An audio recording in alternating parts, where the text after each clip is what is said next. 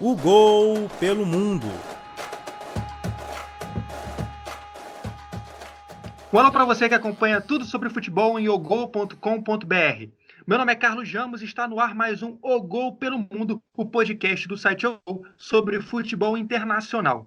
Neste episódio, a gente vai ter um convidado especial, o Léo Atung, para falar com a gente sobre o coronavírus e o que ele vai fazendo no futebol, não só chinês, como também asiático. Comigo também, como de costume, Caio Fiuza, Rian Gomes e Rodrigo De Brum. E vamos direto para o nosso primeiro quadro, que é o que rola por aí? E no que rola por aí, a gente vai começar a destacar e já introduzir aqui o nosso convidado de hoje, o Léo Artung.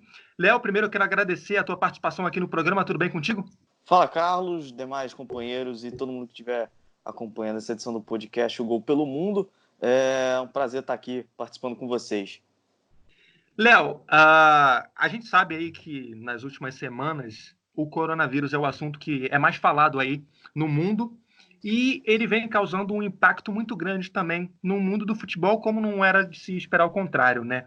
Eu queria primeiro falar contigo, você que é um especialista em futebol chinês e acompanha aí o futebol asiático há anos já, né? Eu queria saber contigo qual que são os principais impactos do coronavírus no futebol asiático. Não só chinês, né? Porque além da China, ele impacta também competições internacionais na Ásia, né, Léo? É bem isso mesmo, Carlos, como você falou, ele impactou não só o futebol chinês, mas a própria Champions League da Ásia, né? Se a gente começar primeiro pela China, a gente teria agora, a gente já teria acontecido, né? Dia 5 de fevereiro, teria a Supercopa da China entre Guangzhou Evergrande e Xangai Shenhua. Foi adiado e não há uma nova data. Os times chineses estariam estreando, né, nesses dias 9, 10, 11, 10, 11 e 12 de fevereiro na Champions League da Ásia, e todos os jogos foram adiados, realocados lá para meados de abril. E a própria Superliga da China ela começaria nos dias 22 e 23 de fevereiro, também foram adiados, não há uma nova data prevista, mas os rumores na imprensa chinesa colocam que as novas datas devem vir para o mês de abril. Essa é a previsão mais otimista, embora não seja oficial, né? Mas também de acordo com o que foi realocado pela AFC, a Confederação Asiática de Futebol, esta sim uma decisão oficial. Os jogos dos times chineses serão em abril. Então ele acabou tendo impacto também na preparação para as equipes para a nova temporada 2020. Até porque nós temos equipes que estão realizando pré-temporada, equipes que, como o Guangzhou Evergrande, que deu 18 dias de férias para os seus jogadores, o Guangzhou Fuli também deu férias para os seus jogadores. Pouquíssimas equipes estão na China, né, que são o caso do Tianjin Tianhai, que está em Kunming, o Renan Genier até poucos dias atrás também estava na China, hoje está na Tailândia, né? Então hoje a gente só tem uma equipe na China de fato, né, como o elenco todo.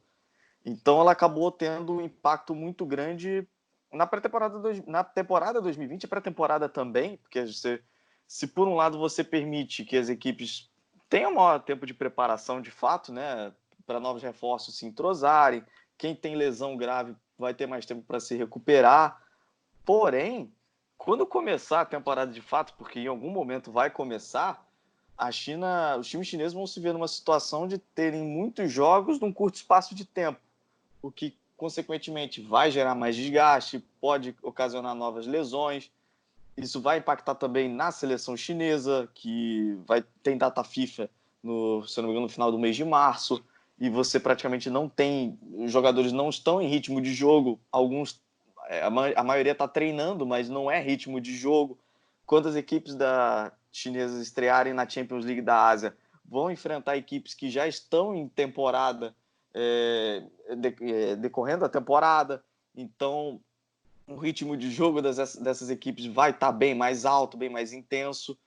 Então, assim, podemos dizer assim, o estrago está feito, né? Mas vamos ver o que vai acontecer. Claro, tudo isso ainda depende do controle da epidemia do coronavírus. Essas previsões para começar a temporada em abril são previsões otimistas de que até lá a epidemia vai ser controlada.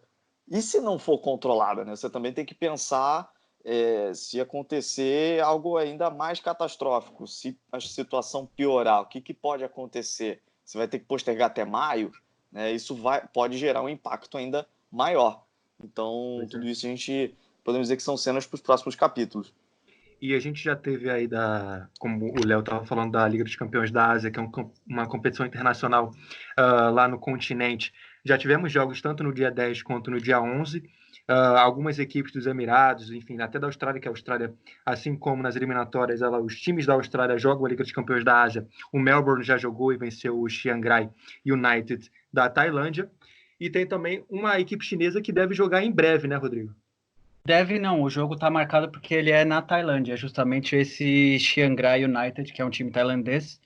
O Beijing Guan tá inclusive na Tailândia, aí, fazendo a preparação e tal. Eu queria perguntar pro Léo se ele sabe como é que tá a preparação da equipe para exclusivamente esse jogo, não é? Uma coisa meio curiosa. Tem esse jogo aí, depois sabe-se lá quando é que eles vão conseguir jogar novamente. É verdade. É bem curioso mesmo, né? Que eles jogam agora dia 18, né? É a previsão que se mantenha o jogo seja realizado normalmente no dia 18 lá na Tailândia. E depois espera até maio, né? Acho que tá todo mundo curioso para saber o que o Beijing Guoan vai fazer depois desse jogo, né? Porque é um hiato muito grande de um jogo para o outro.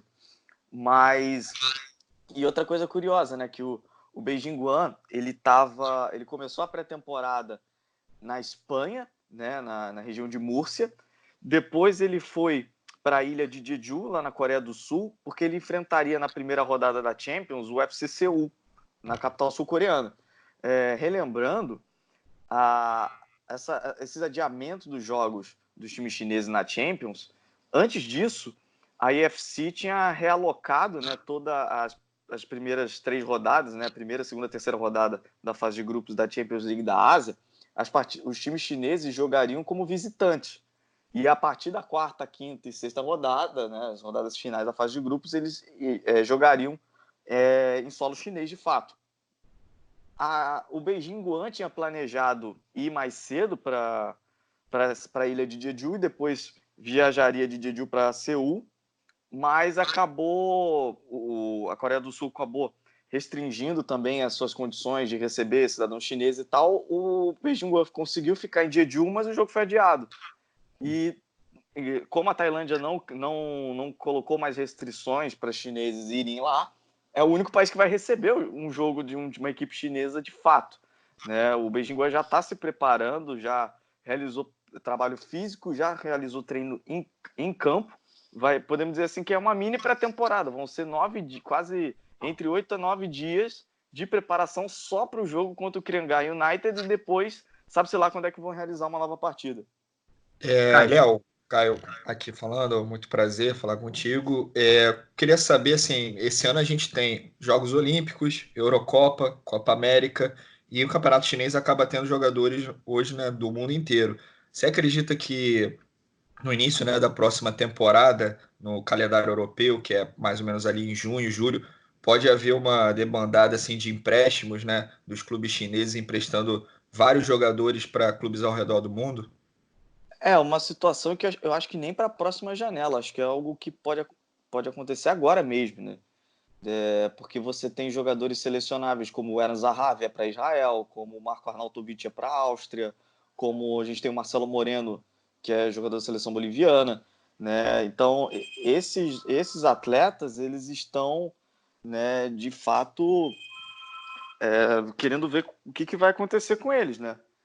E acho que tem o El Shaarawy para a seleção italiana também. E é uma situação que está acontecendo, que a gente está vendo agora. Esses jogadores são os mais preocupados com a incerteza de quando é que a gente vai jogar, quando é que a gente vai ter tempo de jogo. Né? Eu posso perder uma vaga na seleção por conta disso.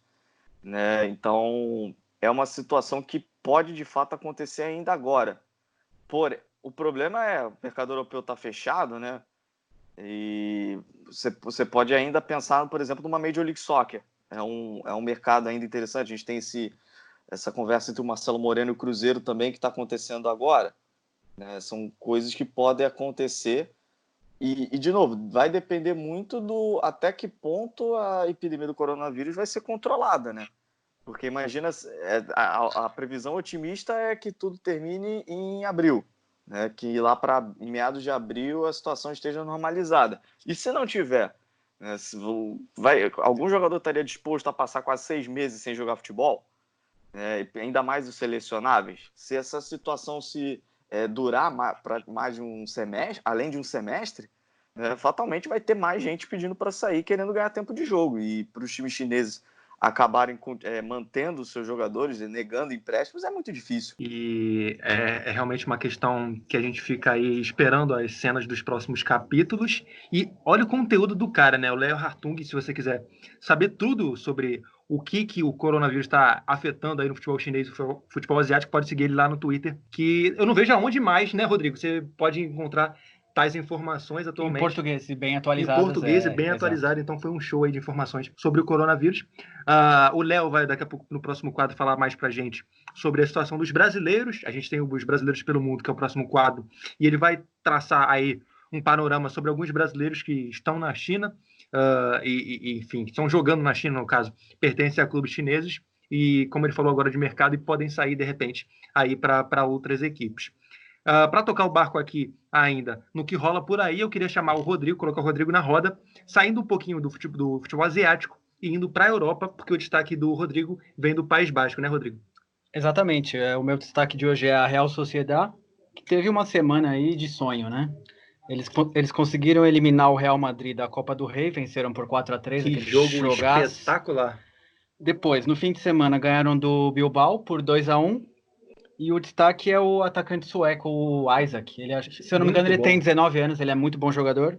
Ele fez 2 gols contra o Real Madrid, fez 1 contra o Bilbao. Já são 8 gols nos últimos 6 jogos, é assim uma coisa impressionante. Todo mundo fala sempre do Odegaard e tal, como o jogador que a gente pensa na sociedade é o Odegaard, mas o Isaac, aos pouquinhos aí tá adquirindo aí o mesmo status, vamos dizer assim, do Odegaard. É bem interessante essa campanha do espanhol, que agora chegou a 37 pontos, deixou o Bilbao estacionado com 31, então era um confronto ali de times que estavam bem perto na tabela. Quem sabe aí o espanhol consiga, a Real Sociedad consiga terminar aí entre os 5, não sei, quem sabe. E o duelo básico, inclusive, com o Atlético, né, que foi o jogo do final de semana que a Real Sociedad acabou ganhando. Agora, é interessante ver também nessa história da Real Sociedad e do Isaac, como que ele entrou bem no time e como que o William José perdeu e vai perdendo cada vez mais espaço na equipe da Real Sociedad. Porque o William José, a gente recorda que teve aquela situação do mercado, se ia sair ou não para o Tottenham, acabou não saindo para o Tottenham, né? E hoje tem inclusive uma especulação do Barcelona interessado no William José, uma coisa assim meio bizarra, né? Pois é, o Barcelona tá meio desesperado, né? Então, o Barcelona, algum centroavante que aparecer aí, o Barcelona abraça. Você tá no final da balada, tá acabando a noite, até então nada, né? Aí não pode acabar no 0-0, essa é a ideia do Barcelona. Tá chegando a hora e aí, enfim. Não que o William José seja um mau jogador, mas talvez não a nível do Barcelona. E o William José vem perdendo cada vez mais espaço na Real Sociedad. Ele perdeu muito por conta do mercado. Ele chegou, inclusive, a deixar a concentração da Real Sociedad quando ele estava negociando com o Tottenham, achando que ia para Londres. Acabou que não foi para Londres e aí voltou e ficou meio aquilo de... O pessoal não gostou muito, né? Teve que pedir desculpas pela internet e tal. Ele fez enfim, um pedido público lá, desculpas por aqui. Pois é. E aí vem esse sueco que realmente jogou um absurdo contra o Real Madrid naquele jogo histórico que a Real Sociedad chegou a abrir 4-1. Foi um jogo completamente insano da Copa do Rei. E no final de semana, inclusive, o William José começou entre os titulares no duelo basco contra o Atlético Bilbao. O Isaac entrou e marcou o gol da vitória, além de dar uma assistência para o Porto. Então, é uma coisa que a gente vai acompanhando na Real Sociedad. A perda de espaço do William José para o Alexander Isaac. Alguém tem algo a declarar sobre essa Real Sociedad? Sim, eu tenho um comentário, né? Na verdade, não é especificamente sobre a Real Sociedad, mas sim sobre a Suécia, né? Parece que a cada ciclo surge um bom atacante e é uma pena que eles acabam não jogando tanto tempo juntos, né?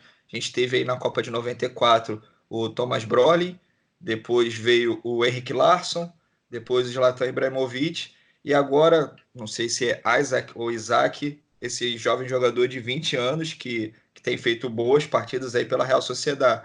Então é uma renovação ali como centroavante da Suécia. É uma pena só que a seleção como um todo acaba não acompanhando, né, o talento desses jogadores. Na geração atual, a gente tem até o Forsberg, que está no Leipzig, mas assim, ele é um jogador que atualmente não é um titular absoluto no Leipzig, é muito talentoso, mas também acaba não dando muita força, né, para a Suécia chegar, por exemplo, numa Eurocopa, até com pretensões de chegar em fases decisivas da competição. E aproveitando, Caio, que você está falando de sueco, eu queria pegar um voo direto para a Itália agora contigo, porque teve um sueco marcando no Clássico de Milão, o Zlatan Ibrahimovic, um dos grandes atacantes suecos aí dos últimos anos. Só que o Milan perdeu mais uma vez, numa virada incrível, e o teu destaque é a luta da Inter com a Juventus e com a Lazio, num duelo espetacular de 3 equipes que fazem um campeonato italiano irrepreensível, né, Caio? Exatamente. É até um tema que eu gostaria de debater com todos vocês aqui, porque nos anos anteriores, né, que a Juventus foi dominante, a Juventus teve ali como perseguidores a Roma e o Napoli, né? Um período em que Inter, Milan, até mesmo a Lazio, mas especificamente Inter e Milan estavam mais para baixo, né, na tabela, não estavam tão fortes assim no campeonato. Só que esse ano é um campeonato completamente diferente do que a gente estava vendo nos últimos anos. A Internazionale lidera a competição com 54 pontos. A Juventus tem o mesmo número de pontos e a Lazio aparece em terceiro com 53. Isso faltando aí 15 rodadas para acabar a competição. E a gente até divulgou hoje, né, que a Lazio bateu um próprio recorde, né, de 18 jogos invicta na competição. Então, é um trabalho a longo prazo do Simone Inzaghi, que tem aí título de Copa Itália, chegada em fases agudas, né, da Copa, uma subida assim de degrau por degrau no campeonato italiano. E a questão assim que eu queria trazer para a gente debater é se é o melhor campeonato italiano dos últimos tempos, e se vocês veem força tanto em Inter quanto em Lazio, acho que mais na Lazio, né, que gera um pouco dessa dúvida, porque a Inter tem um elenco muito forte e tem o Antônio Conte como técnico. Se vocês veem essa força nos dois times para desbancar a Juventus. Só relembrando, né, a Juventus conta com o Cristiano Ronaldo, que aos 35 anos faz o melhor início de temporada da carreira dele. Não sei se alguém quer comentar aí, mas aproveitando o gancho que o Caio falou do Cristiano Ronaldo, a gente já está aí na metade da temporada. O Cristiano Ronaldo, que quando começou mesmo a temporada, eu já vi, inclusive no Gol, fizemos matéria sobre o início ruim de temporada do Cristiano Ronaldo. Só que o Cristiano Ronaldo, ele basicamente toda a temporada começa do mesmo jeito, cara. O Cristiano Ronaldo ele demora um pouco para engrenar. Nas primeiras rodadas, ele nunca é aquilo que se espera, e aí sempre vem aqueles números que o Cristiano Ronaldo não está tão bem assim, mas quando ele engrena, eu quero ver pegar o Cristiano Ronaldo que marcou gol nos últimos 10 jogos de campeonato italiano e só não consegue a artilharia da Liga Italiana porque o Ciro Immobile tem 25 e está numa fase espetacular, né? O que vocês acham? Só sobre a Lazio, eu queria dizer que a gente até escreveu ontem que a Lazio chegou a 18 jogos de invencibilidade. Incrível, né? Cara. É a maior sequência da história do clube, é impressionante. É difícil dizer se a Lazio consegue segurar esse ritmo. Ô, Rodrigo, só para contextualizar, a Juventus tem 54 pontos, a Inter 54 e a Lazio 53. Sim. Parece mesmo ser uma briga ali até o final entre 3 clubes, né? Mas, como todo mundo sabe, a Lazio tem um plantel mais reduzido. Então é ali para o fim da temporada que isso começa a ter um peso maior. Então, eu espero que sim. O meu palpite é que eu acho que a Lazio chega ali perto até, sei lá, faltando umas 5 rodadas, mas até o final eu acredito que não. Não sei o que vocês acham. Não, e assim, o mais interessante é o equilíbrio entre essas 3 equipes. Não o equilíbrio só de pontuação, mas de exibição das equipes, né? São times de ataques muito fulminantes e defesas consistentes, né? Então, é muito interessante ver essa briga da artilharia, claro, do Cristiano Ronaldo com o Immobile, mas também são times que se defendem muito bem. E isso vem sendo crucial para as vitórias das equipes, que também conseguem remontadas incríveis, né? Como foi o caso da Internazionale na última rodada, perdendo de 2-0 para o Milan, conseguiu virar para 3-2. Ou seja, são times que mantêm a regularidade de atuações e você vê que até por isso mesmo nenhuma equipe consegue desgarrar, né? Parece que às vezes a Juventus vai aumentar a sua distância, aí tropeça, aí intervence, aí quando a Inter parece que vai aumentar a sua vantagem, também perde. Então, acredito que teremos aí até pelo menos as últimas rodadas esse equilíbrio entre essas três equipes, mas concordo com o Rodrigo. Acho que a Lazio, entre esses três times, por conta do plantel mais reduzido, deve sofrer um pouco mais para chegar lá, mas a empolgação, essas marcas, esses recordes que vêm sendo batidos, também pode dar um gás a mais para a Lazio chegar até o fim do campeonato. Falando em remontada, a Juventus no final de semana estava vencendo, o Hellas Verona tomou de 2-1 do Hellas Verona em um grande jogo aí, e aí deixou a Inter encostar e a Lazio também. Léo, você tem alguma coisa a declarar sobre essa briga aí pelo título do Campeonato Italiano? Cara, olha, Carlos, está dando muito gosto de ver a dupla de ataque da Internazionale. É algo assim, realmente dá brilho nos olhos, né? Como jogam o Lautaro Martinez e o Romelu Lukaku.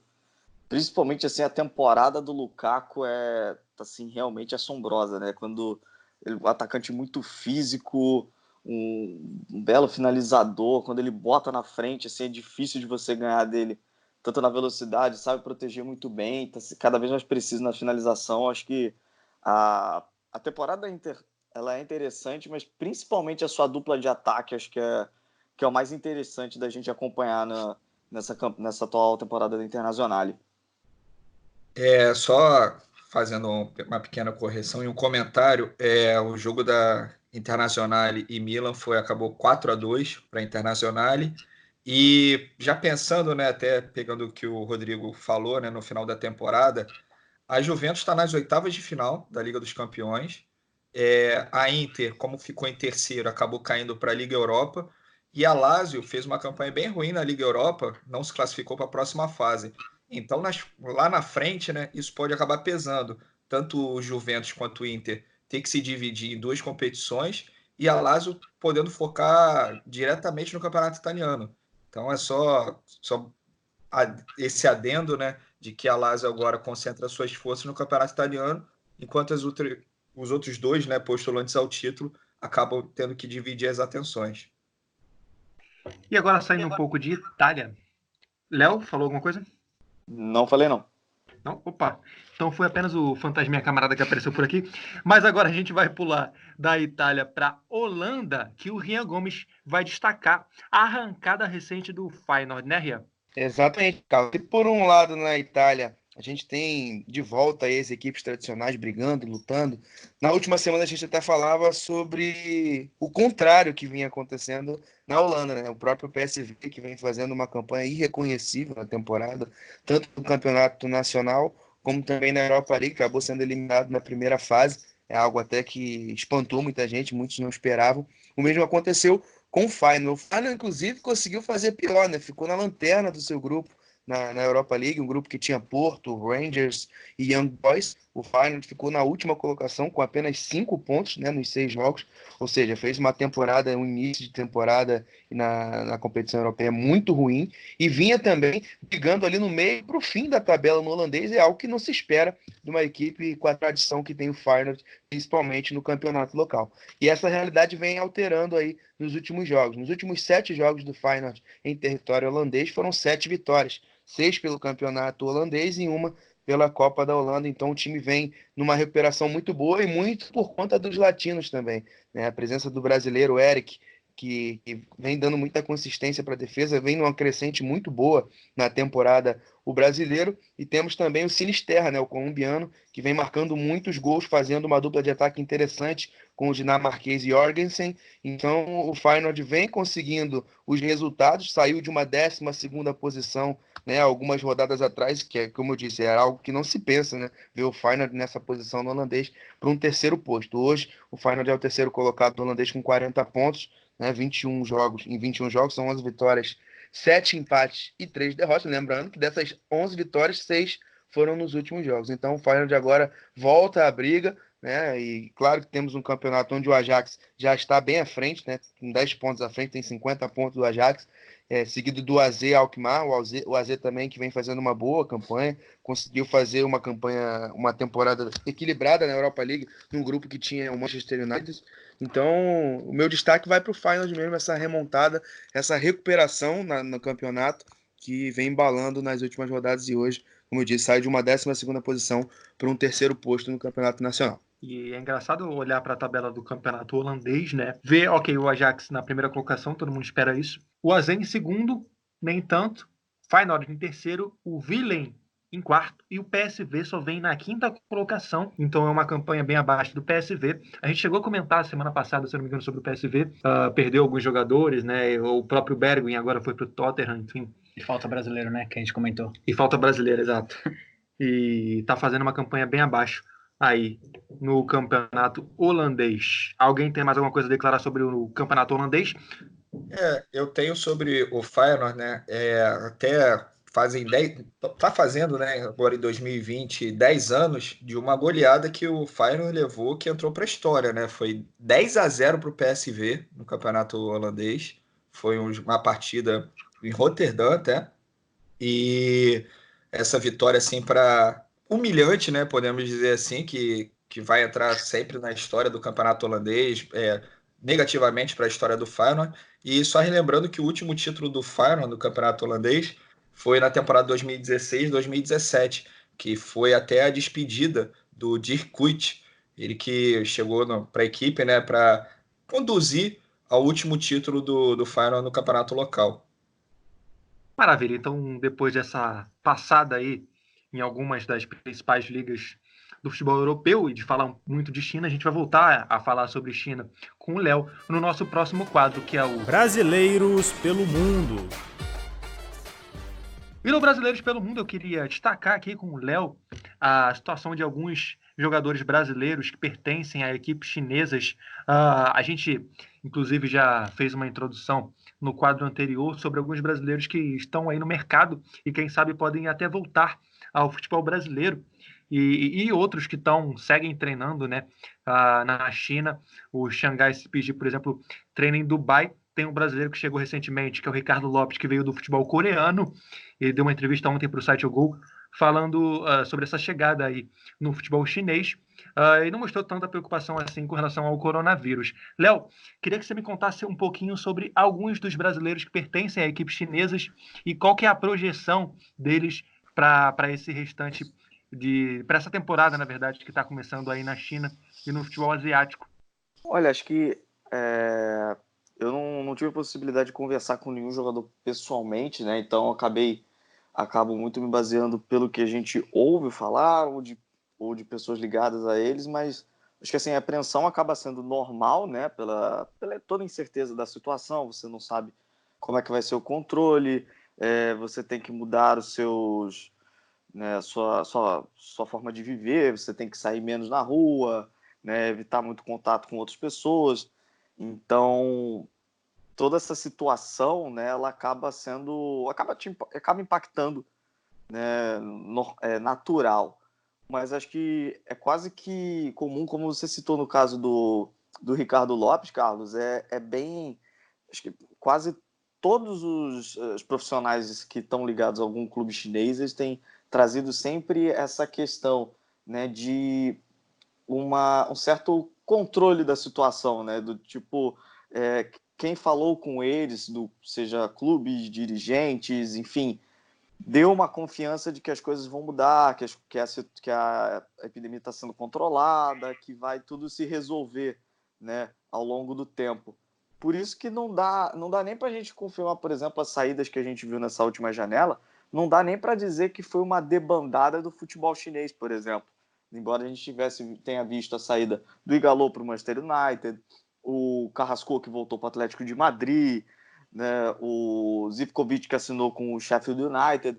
Não dá para colocar todas essas saídas como uma debandada por conta do coronavírus. Claro que é uma situação que nem todo mundo quer conviver, né, com isso. A gente viu, por exemplo, o caso do zagueiro brasileiro Naldo, que estava treinando com o elenco do Tindal Wanhai, já com o início da epidemia do coronavírus, e para a segunda parte da pré-temporada do Tindal Wanhai, que também está em Dubai, né, junto com o Shanghai SIP, com outras equipes chinesas, o Naldo não continuou com a equipe chinesa, né, simplesmente voltou, por ele ter um contrato com o Mônaco. Ele preferiu não prosseguir, inclusive ele abordou isso numa entrevista ao Globoesporte.com, que não tinha interesse de assinar um posterior contrato com a equipe chinesa por toda essa questão do coronavírus, família e etc. Por outro lado, a gente viu, por exemplo, o Allan Kardec, que tinha vínculo com o Chongqing Dandai Shiwei até o final desse ano, ele renovou o vínculo por mais 2 anos. Então, assim, não dá para a gente dizer que o coronavírus, todo mundo vai sair da China? Não, não vai. Mas, como a gente abordou logo no início da conversa, principalmente os jogadores selecionáveis, eles vão ter esse medo, né, do quanto tempo que podem ficar sem jogar, podem perder espaço em suas seleções. Agora, os outros já podem ver de outra forma, né? O Allan Kardec poderia ter recusado uma renovação, falar, com essa situação do coronavírus, não vou fechar, vou deixar acabar o contrato mesmo esse ano e pronto. Não, ele renovou por mais 2 anos. Ou seja, renovou o vínculo, gosta da cidade, gosta do time e tudo mais. Né? Acho que vai variar de cada um. Tanto que eu não acredito muito, a não ser casos específicos, não acredito muito, né, muitas saídas ainda de jogadores voltando da China, seja para o Brasil ou seja para outros campeonatos, a não ser casos específicos. E, inclusive, Léo, vou até te pedir uma ajuda para ajudar. No nome do time aqui, da cidade que é o epicentro aí do coronavírus, é Wuhan, correto? Corretíssimo, Wuhanzhou. Wuhanzhou, ok. É quase um anzol para pescar. Mas tem um brasileiro que joga lá, que é o Rafael Silva, né? Ele deu uma entrevista recentemente ao Estadão, contando, né, a experiência dele com essa situação do vírus. O time está na Espanha, está na Europa fazendo a pré-temporada, como a maioria dos times chineses está em outro país realizando a pré-temporada, e como a gente já abordou aqui ao longo do programa, está esperando para ver o que acontece, né? O Rafael, é claro, se mostrou preocupado com a situação do coronavírus, até porque não só ele que vai para a China, mas também a família dele, né? Então tem uma preocupação extra aí. Mas está esperando para ver se há condições ou não de voltar para a China, assim como eu aposto que outros brasileiros também estão nessa expectativa aí, né? E só vão voltar quando tiver tudo praticamente resolvido. Agora, Caio, Rian, para colocar vocês na roda também, e o Rodrigo, tem também alguns brasileiros que estão aí sendo especulados em equipes brasileiras por conta disso, né, Rodrigo? Inclusive tem o Hulk, tem o Ricardo Goulart. Sim, o Goulart acho que saiu na semana passada, que a esposa chegou primeiro ao Brasil, disse que ele aguardava a liberação ainda da equipe, ele é do Guangzhou, né, para ele voltar para o Brasil. Acabou que ele já retornou ao Brasil, ele estava em São José dos Campos, já estava lá fazendo uns trabalhos físicos e tal. Além do Goulart, tem a especulação o Goulart foi apontado no Atlético Mineiro. E ele, recentemente, ele jogou no Palmeiras, o Ricardo Goulart, né? E jogou, até que entre aspas, né? Foi tão relâmpago que, enfim, tentou, exato. E além do Goulart, tem a especulação do Moreno no Cruzeiro, né? O boliviano. E o Hulk no Palmeiras. Essa notícia saiu hoje, né? Quarta-feira. E antes de entrar nessa com o Rian e com o Caio, eu queria que o Léo falasse um pouquinho... Terça-feira, desculpa. Tá perdido no tempo aqui, mas vamos pegar mais no tempo. O Leonardo, sobre essa questão específica do Goulart, né? Tem a questão das férias aí do Guangzhou, que você queria comentar com a gente. O Guangzhou Evergrande é uma das poucas equipes da China que anunciou férias para os seus jogadores, né? Então, no dia 5 de fevereiro, a equipe e a comissão técnica comandada pelo Fábio Cannavaro, eles decretaram férias para os jogadores do dia 5 de fevereiro e mais 18 dias até o dia 23. Então, dia 23, os jogadores do Guangzhou Evergrande voltam para se encontrar. Possivelmente será em Dubai, né? Ainda não foi assim confirmado, não teve, não foi assim oficializado onde que vai ser, mas possivelmente será em Dubai. O que aconteceu? Os jogadores estrangeiros foram liberados para voltar para os seus países. Então, Anderson Talisca e o Ricardo Goulart, né, especificamente a gente viu eles aqui no Brasil, né? Eu não consegui acompanhar onde, por exemplo, o Paulinho e o Aloysio estão. E o defensor sul-coreano Park Ji-soo, inclusive, ele está na Coreia do Sul, estava assistindo né, neste dia 11 de fevereiro, ele tava no estádio em loco, vendo o jogo do Sun Hyundai e do FC Tóquio lá na Coreia do Sul, ele registrou assistindo o jogo, enquanto que os jogadores chineses eles foram liberados, cada um foi para ou tá com a sua casa, tá na sua casa, sua família. O Guangzhou Evergrande, inclusive, ele frisou no seu comunicado para os jogadores que eles mantivessem a forma física, isso também para os estrangeiros, mas especificamente para os chineses, que eles tomassem cuidados para não contrair o vírus, né? A única exceção para os jogadores chineses são aqueles que estão com problemas físicos. O Guangzhou Evergrande, no final da temporada passada, teve uma série de jogadores lesionados e esses atletas eles permanecem no CT do clube, lá em Guangzhou.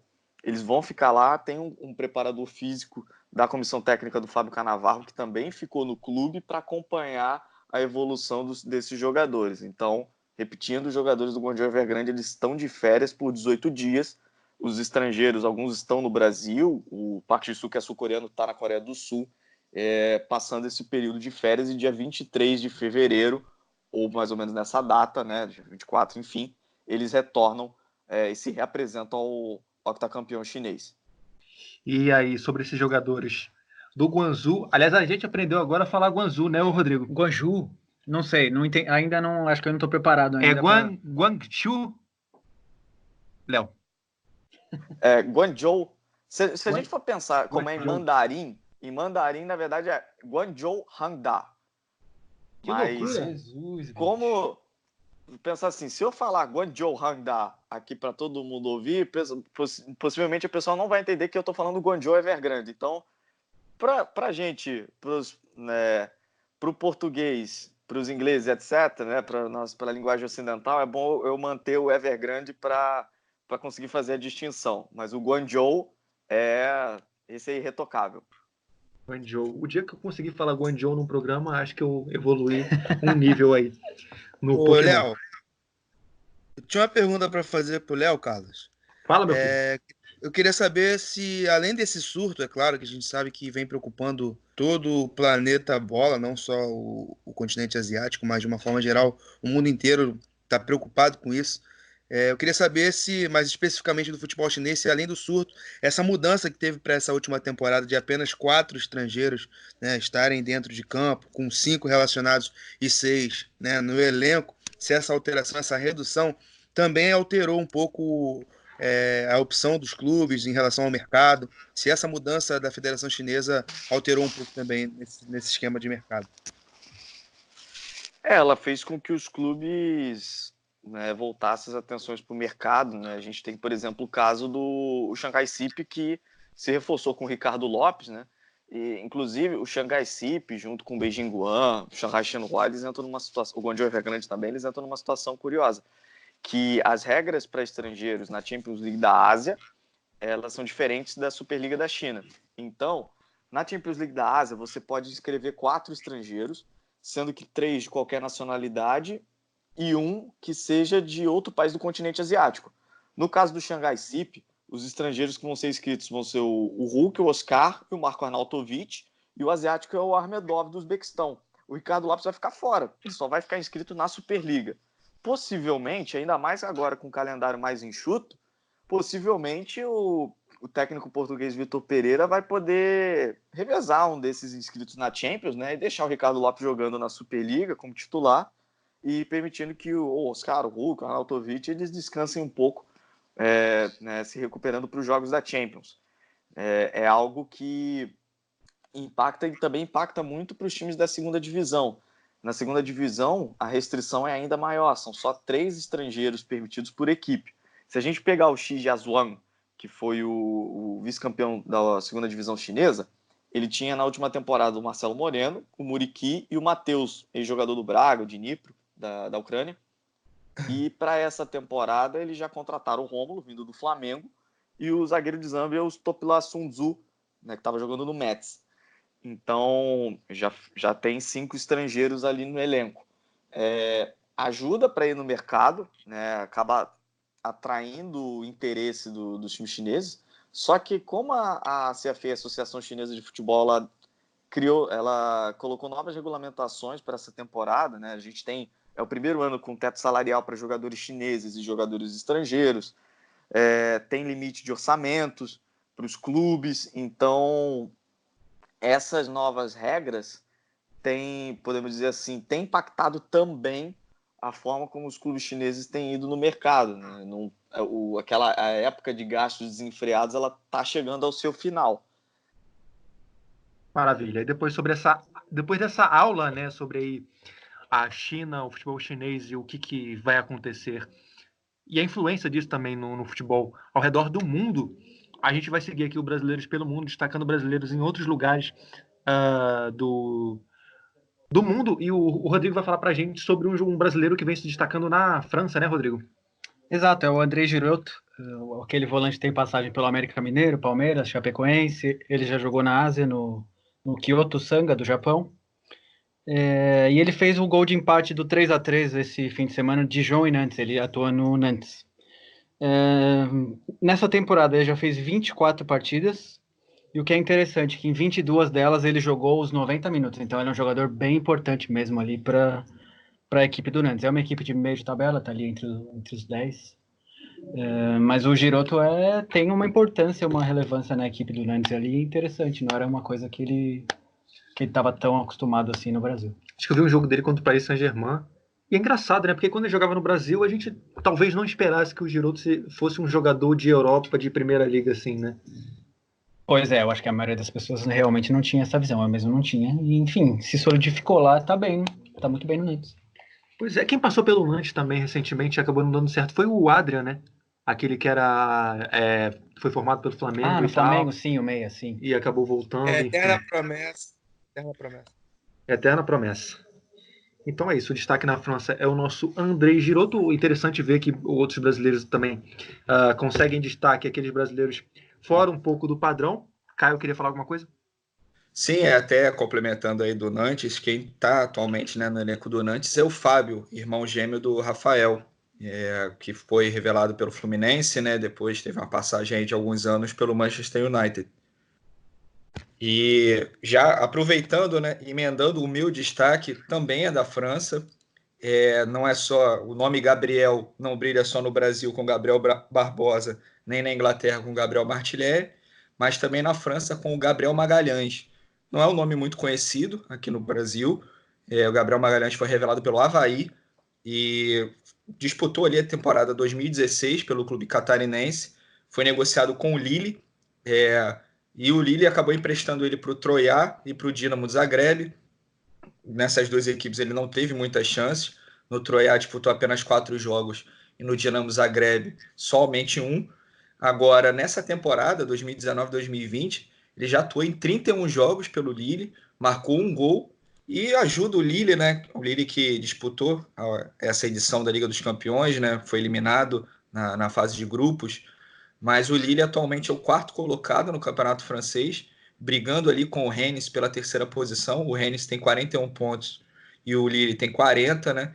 A 3ª posição dá uma vaga para uma fase preliminar da Liga dos Campeões.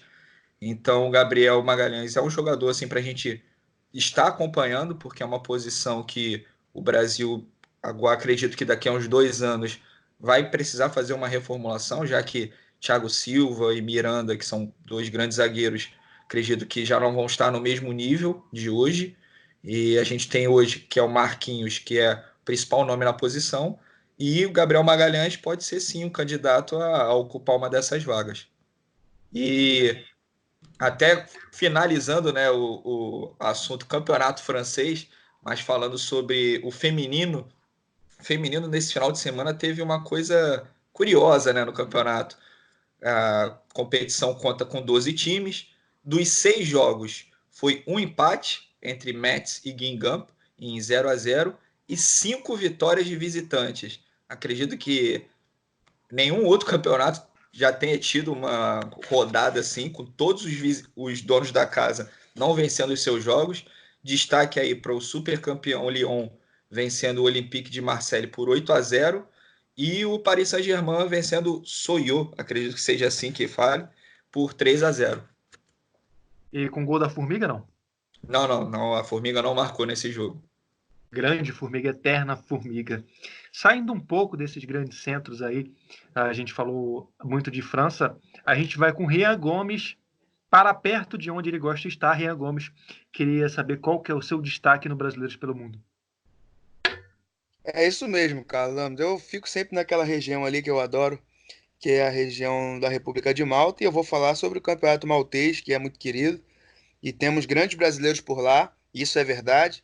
E o meu destaque desta semana vai para o centroavante Thiago Adam. Inclusive, ele está sempre aqui presente nos nossos Gol Brazuca pelo Mundo, porque ele está sempre marcando. É um jogador que é de extrema importância para a equipe do Floriana, o Floriana que é o atual líder do Campeonato Maltês, né? Vem dividindo a liderança a ponto ali com seus adversários. São 3 equipes que estão com 35 pontos, mas ele vem sendo um dos grandes destaques dessa equipe, e não é a primeira vez, já é a sua segunda temporada, né, em Malta. Ele que marcou até o momento 8 gols e deu 4 assistências, isso em 16 partidas é um bom número para um atacante, e ele inclusive marcou na última rodada. Essa é a terceira temporada dele fora do Brasil.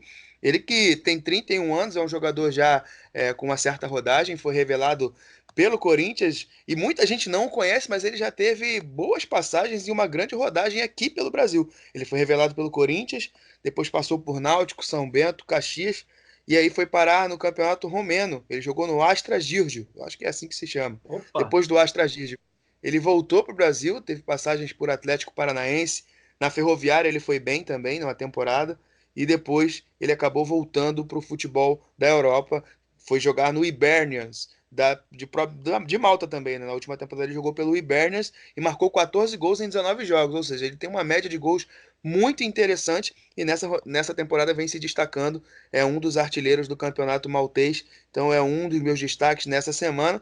Ele que conseguiu, né, essa proeza de ter 2 temporadas muito consistentes no futebol de Malta.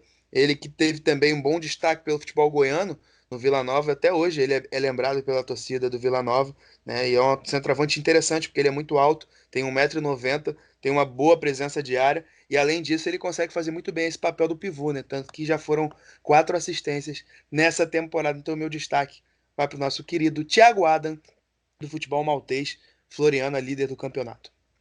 E seguimos à espera de patrocinadores para levar o Rianzinho para Malta, Caio. Ô, Carlos, eu acredito que eu sei qual que é a receita do sucesso do Thiago Adam. É uma tipana, aproveitando aí a passagem por Malta, né? A gente vai falar um pouco também da culinária de Malta. Importante. Eu queria saber se vocês gostam de torta. Depende de que é a torta. Gosta de torta, Léo? De vez em quando, né? Depende do sabor da torta, né? Você resumiu tudo. Torta Então, é bom, mas depende do sabor. Em Malta, a timpana, que é um prato típico, né, que é vendido em botecos e restaurantes, olha qual que é o sabor. É uma torta de macarrão. Caramba! Torta de macarrão. Essa eu nunca vi. Ela é feita com aquele macarrão penne, né, com queijo e molho bolonhesa. É um prato bem robusto, né, também que pode levar ovo e outras carnes na receita. Imagina aí uma torta de penne lá na nossa querida Ilha de Gozo. Realmente. É uma boa opção, né? Tá certo. Caio Fius sempre muita cultura, né? Cultura culinária. Cultura culinária. É bem robusto, Rodrigo. É quando você tem um amigo maiorzinho assim, você não quer dizer que ele tá gordo, né? Você fala, tá bem robusto hoje. O menino é robusto, é isso. Evita uma briga, né? Sempre bom. Espetacular. E depois de rodar aí pelos brasileiros que fazem sucesso pelo mundo, a gente vai pro nosso próximo quadro, que é o... Tem Gol Brazuca. E tem Gol Brazuca na Inglaterra. Richarlison e Bernard marcaram na vitória do Everton sobre o Crystal Palace. Tem Gol Brazuca no Campeonato Português. O Carlos Vinícius marcou 2 vezes, mas o Alex Telles anotou um pelo Porto, que acabou com a vitória diante do Benfica por 3-2. Tem Gol Brazuca, mas é contra. O nosso glorioso Fernando Marçal deu uma força para o PSG e marcou contra na derrota do Lyon para o time de Paris por 4-2. E tem Gol Brazuca, é claro, na República de Malta. O nosso querido Thiago Adam, que foi o meu destaque, marcou no empate do Floriana com o Gezira United em 2-2. E o Wellington Petinha, ele mesmo, aprontou novamente e marcou, só que na derrota da sua equipe, o Science, para o One Room Spartans por 2-1. Maravilha, depois do Rian trazer o Wellington Petinha, colocar mais uma vez o Petinha na mesa, a gente agradece aqui a participação do Rian, do Caio, do Rodrigo, principalmente do Léo Hartung, que falou pra gente tudo sobre futebol chinês e futebol asiático. O Gol pelo Mundo aguarda vocês na próxima semana. Até a próxima. O Gol pelo Mundo.